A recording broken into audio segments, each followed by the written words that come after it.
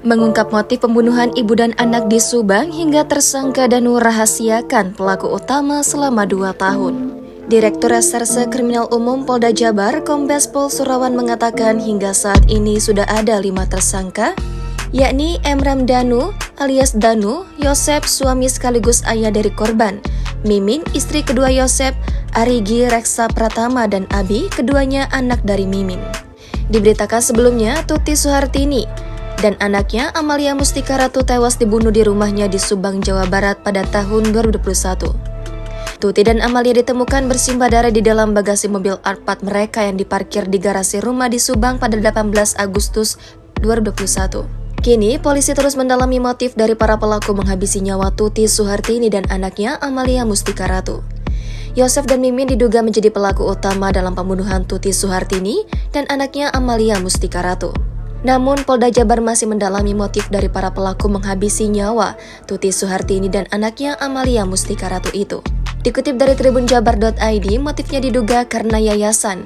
Diselidikinya lagi, kasus ini ternyata ada orang yang terusik. Hal ini diungkapkan Dedi, mantan pegawai Yayasan Bina Prestasi milik keluarga almarhumah Tuti. Yayasan tersebut memang termasuk yang diselidiki terkait kasus tewasnya Tuti Suhartini dan anaknya Amalia Mustika Ratu itu. Dedi di YouTube Anjas Asmara pada Kamis 3 September 2023 mengatakan ada sosok yang kesal karena yayasan tersebut diselidiki terkait kematian Tuti dan Amalia. Dedi juga termasuk orang yang diperiksa kembali oleh polisi.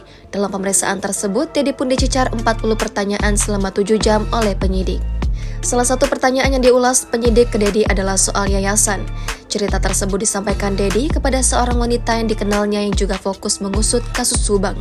Kasus pembunuhan yang menyita perhatian publik ini berawal pada penemuan mayat Tuti dan Amalia dalam bagasi mobil Alphard di Dusun Ciseti, Desa Jalan Cagak, Kecamatan Jalan Cagak, Kabupaten Subang pada 18 Agustus 2021.